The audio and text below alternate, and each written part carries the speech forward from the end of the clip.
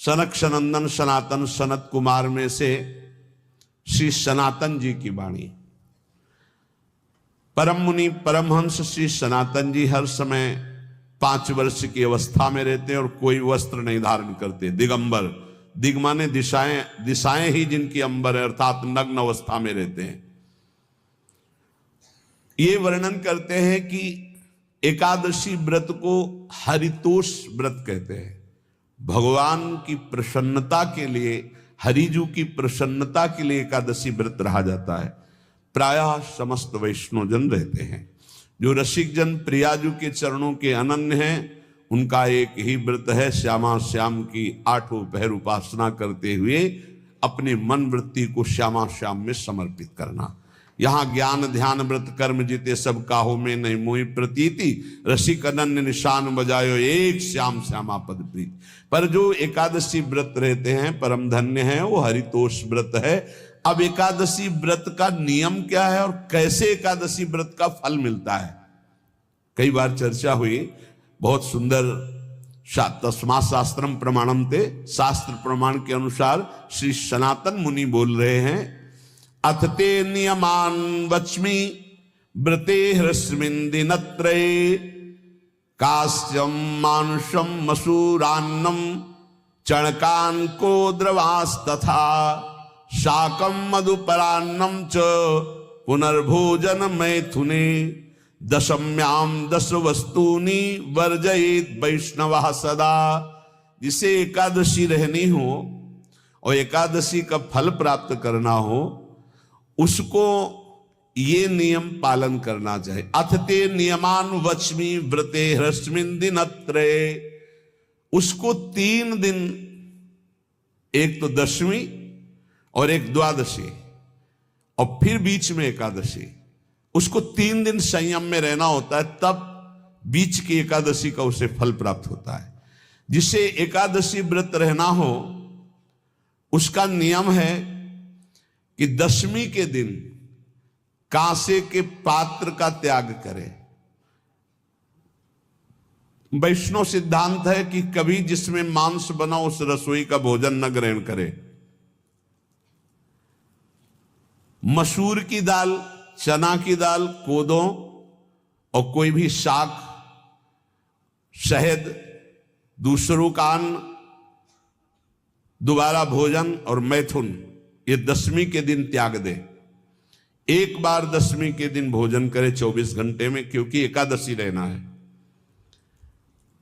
कांसे का पात्र, जिस रसोई में मांस बना उसके भोजन का त्याग, मसूर की दाल, चना, कोदो, शाक, मधु अर्थात शहद और दूसरे के द्वारा दिया हुआ भोजन और दोबारा भोजन और मैथुन क्रिया, इनका दशमी के दिन कभी भी प्रयोग ना करे। इन 10 वस्तुओं से वैष्णव दूर रहे दशमी के दिन। फिर एकादशी के व्रत में,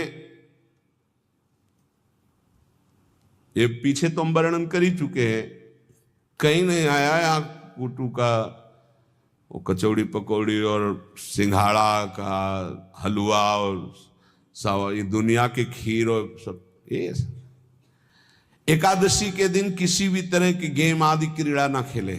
जैसे अब आज व्रत है तो बैठे हैं अपना मोबाइल में गेम खेल रहे हैं, ऐसा कोई भी क्रीड़ा नहीं। द्वैत क्रीड़ा, किसी भी तरह का गेम, ये सब खेल नहीं।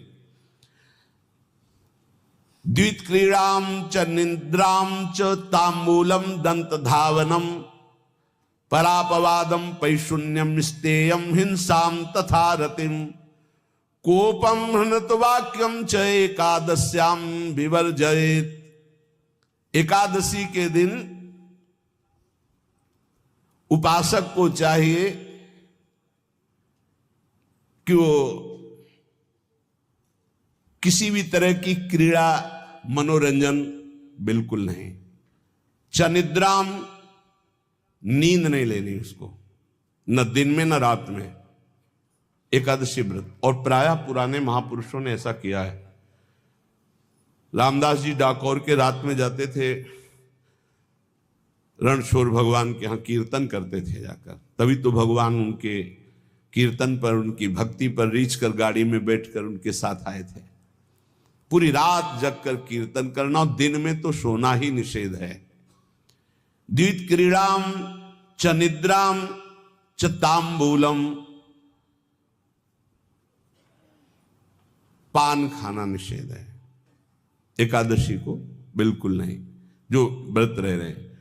और दंत धावनम, वृक्ष से तोड़कर जो दतून की जाती एकादशी के दिन नहीं।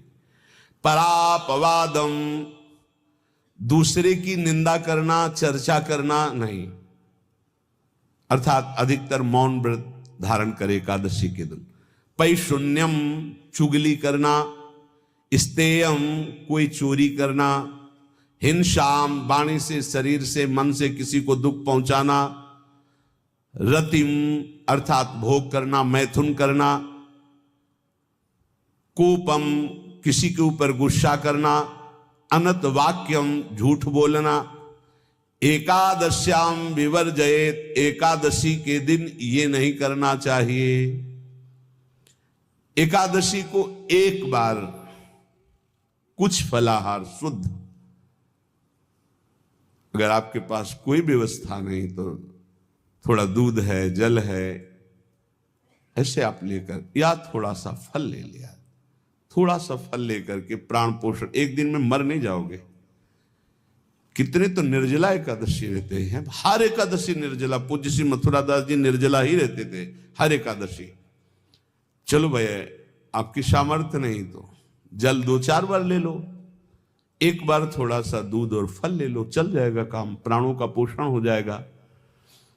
ये आचरण न करे, एक बार कुछ आहार ले ले, वो भी शुद्ध भगवद अर्पित प्रसाद। फिर द्वादशी को काश्यम मांसम सुराम क्षौद्रम तैलम वितथ भाषणम व्यायामम च प्रवासम च पुनर्भोजन मैथुने अस्पृश्य स्पर्श मासूरे द्वादश्याम द्वादश त्यजेत। कांस के पात्र में द्वादशी को भी भोजन न पावे। जिस रसोई में मांस बनाओ उसमें आहार न ले। किसी भी तरह का नशा द्वादशी को न करे। शहद न पाए, तेल के बने पदार्थ न पाए, मिथ्या भाषण न करे और बहुत शरीर का व्यायाम न करे, बहुत थकावट वाले कार्य न करे। दोबारा भोजन न करे, एक बार द्वादशी को भी भोजन पवित्र। मैथुन न करे, जिसका स्पर्श नहीं किया जाता ऐसे पदार्थों का स्पर्श न करे, और मसूर की दाल न खाए। द्वादशी को जो इन नियमों का पालन करता है, दशमी द्वादशी ऐसे और एकादशी ऐसे, तब उसे एकादशी व्रत का फल प्राप्त होता है। जो इस पद्धति से एकादशी, ये जो मनमानी है सब नहीं, हर पदार्थ मिल जाएगा आपको फलाहार में। हर पदार्थ हमको बताया गया कि आपको जो चाहो सब पदार्थ फलाहार का। अरे भाई, हरितोष व्रत है तो हरि प्रसन्नता के लिए एक दिन भूखे रहने बहुत आनंद आता है। पहले भगवत कृपा से ऐसी गंगा जल पी करके कुछ दिन, फिर कभी कभी निर्जला एकादशी का भी आनंद। बड़े संन्यास मार्ग में थे तो बड़े संयम से सब शास्त्रीय पद्धतियों का निर्वाह होता था।